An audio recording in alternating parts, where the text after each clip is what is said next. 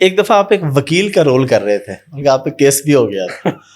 وہ واقعہ میں چاہتا ہوں آپ سنائیں. 3 کیس. آپ نے تو ایک ڈرامے میں وکیل کیا تھا, انہوں نے آپ پہ سچی مچی کیس کر دیے. ہاں, کیا معاملہ تھا وہ؟ افتخار ٹھاکر صاحب کا ڈرامہ تھا نا, انداز اپنا. جی جی. تو مجھے رول دیا وکیل کا, اور تھا وہ انٹرول کے بعد. ٹھیک ہے. اور انٹرول بھی کس کا؟ تماثیل کا. ایک تو آپ یہ بات یاد رکھیں کہ انٹرول کے یا ڈرامے کے شروع میں جو فوری طور پر آتا ہے نا, اس کو بڑا زور لگانا, اوپنر کو بہت زور لگانا پڑتا ہے. اور خاص طور پہ جب انٹرول ہوتا ہے, انٹرول کے بعد لوگ کھا پی کے کوئی چپس کھا رہا ہے, کوئی گپ شپ کر رہا ہے, کوئی ڈسکشن کر رہا ہے, تو آگے بیٹھ گئے ہیں, تو آپ کا کرٹن کھل جائے, تو وہ آپ کو جمانے کے لیے, بالکل سچویشن کو سنبھالنے کے لیے بہت مشکل ہے. اوپنر نے تو اچھا سٹارٹ دے کے جانا ہے, تبھی نیچے سارا کام چلنا ہے. اسی لیے نا آج کل ہوتا ہے کہ 2-4 ایکٹروں کو کہتے ہیں یار چھوڑ, جو نئے نئے آتے ہیں بھی تجھے سنبھالو, پھر ایسے آنے. جی جی. اب میرے لیے وہ ایک مرحلہ تھا کہ میں سے پہلے افتخار ٹھاکر اور اکرم اداس اور سارے بڑے بڑے کلب پہ لے چکے ہیں. ببو برال صاحب تھے اس میں.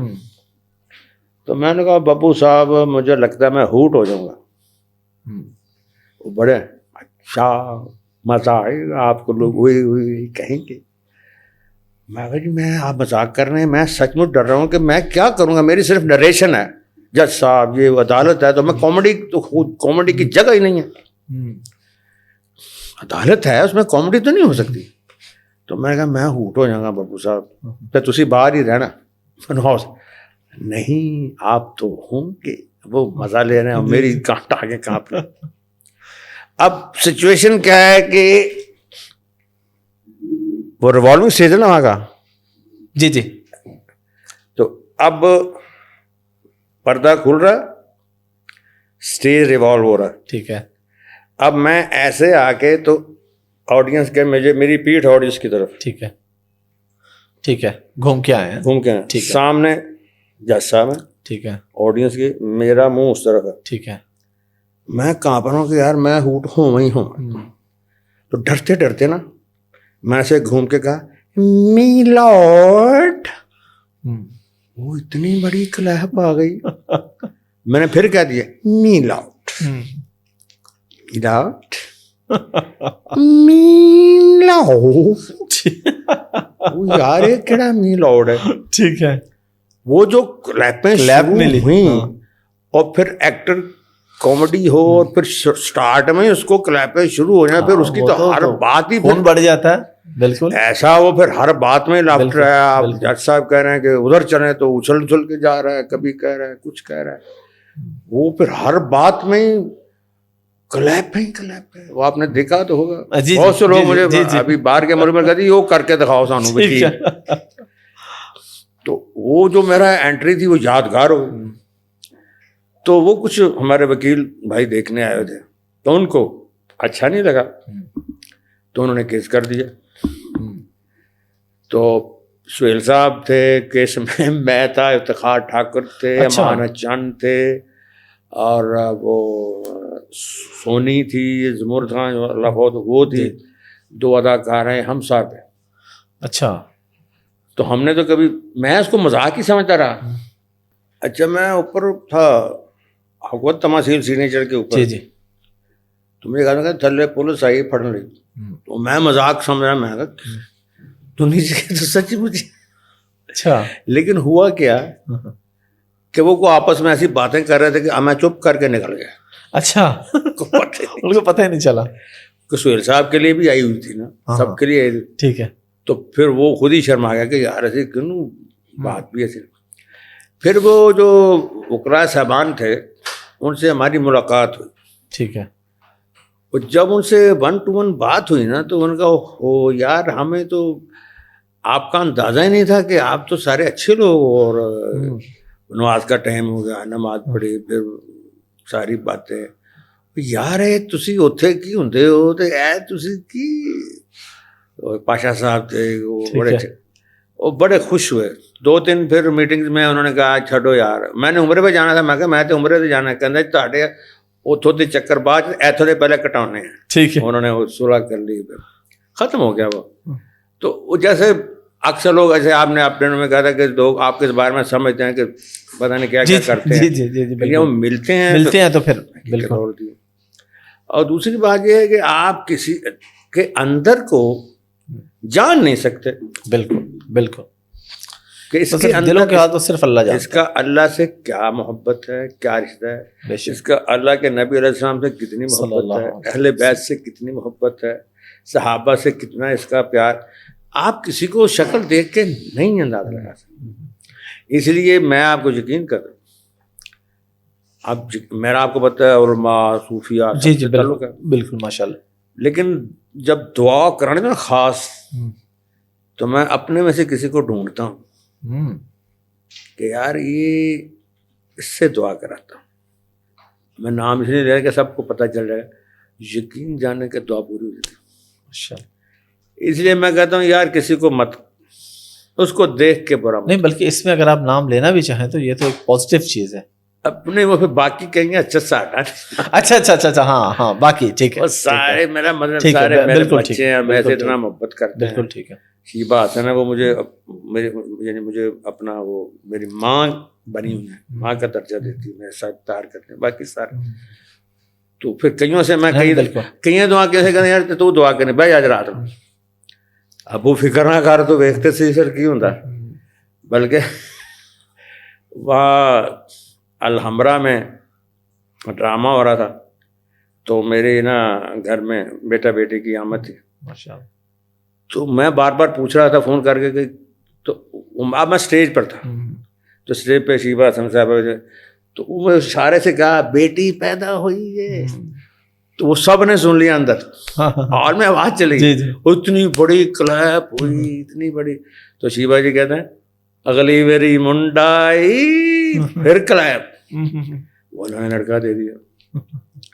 تو میں ان کے پاس گیا, میں کہ دعا کرو یہ بس, تو خدا را کسی کو بالکل کچھ پتہ نہیں, بالکل نہ جانے کون کس رنگ میں اللہ کو پسند. آپ کو کیا پتہ, اللہ نے سب بنائے ہوئے ہیں.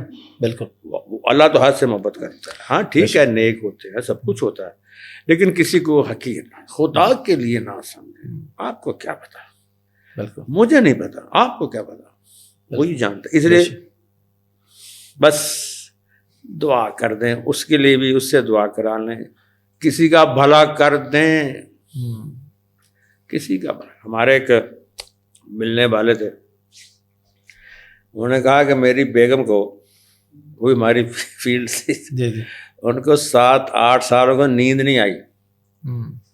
تو ہم تو بڑے بڑے یہ جو جادو وادو ان کے پاس گئے ہیں, مکان بیچ کے کھلا دیا, نیند نہیں آئی.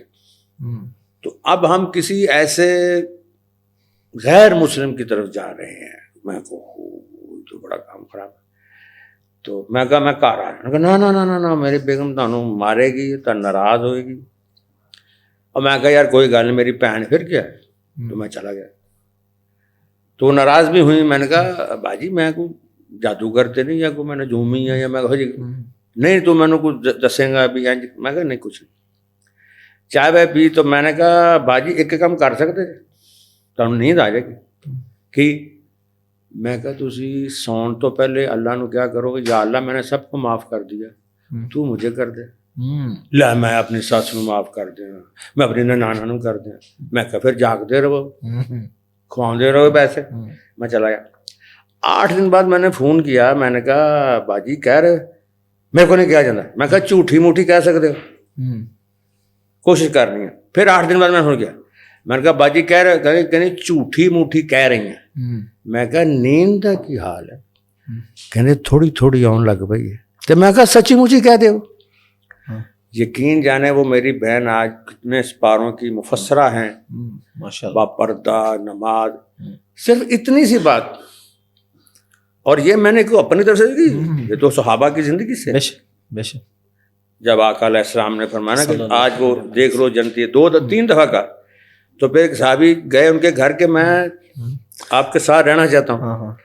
3 رات انہوں نے مشاہدہ کیا اور پوچھا آپ کیا ایسا عمل کرتے ہیں. انہوں نے کہا بیٹے میں رات کو سب کو معاف کر دیتا ہوں اور خود اللہ سے معاف, میرا دل صاف ہو جاتا ہے, مجھے میٹھی نیند آتی ہے. یہ برین ہیمریج، یہ فالج، یہ بلڈ شوگر اور یہ ہارٹ اٹیک، یہ سارے اسی کی وجہ سے ہیں. ہم معاف نہیں کرتے، ہم ناراض رہتے ہیں، ہمیں ہر ایک سے گلہ ہے، ہر ایک سے ہمیں کچھ شکایت ہے. چھوڑو وہ کلوٹنگ جو تمہاری ہو رہی ہے، سب خراب ہو رہا ہے تمہارا سسٹم. معاف کر کے ایزی ہو کر سو جاؤ، کھانا بھی ہضم ہوگا، صحت بھی اچھی رہے گی، آنکھوں پہ بھی پریشر نہیں آئے گا، دل بھی صحیح چلے گا. یہ میری باتیں تھوڑی ہیں، یہ تو آقا علیہ السلام صلی اللہ علیہ وسلم. بے شک بے شک. تو یہ جناب ہم نے سب کو کہا کہ یار چھوڑ دو، کوئی گل نہیں، معاف کر دیا. پھر کیا ہے، تو معافی مانگ لو، مانگ لو یا معاف کر دو. ہمارے ایک ملنے والے کو سردار تھے، تو ان کی تکیہ کلام تھا میں معاف نہیں کرتا، میں کسی نے معاف ایسے کرتے. تو ایک دن ایک بوریا نشین فقیر گزر رہا تھا، اس نے بھی سن لی سردار کی بات. انہوں نے کہا سردار صاحب تو سب معاف نہیں کر دے. کہتا نہیں، تو پھر رب کو معافی مل جائے گی تھانوں، تسی بھی تے آخر معافی منگنی ہے نا. بالکل. بس وہ سردار کا آخری دن تھا. یہ سارے تخت ادھر اور فقیرانہ لباس اور پھر اللہ کے راستے میں. بھائی یہ ایک چیز انسان کی بڑی شان والی چیز ہے.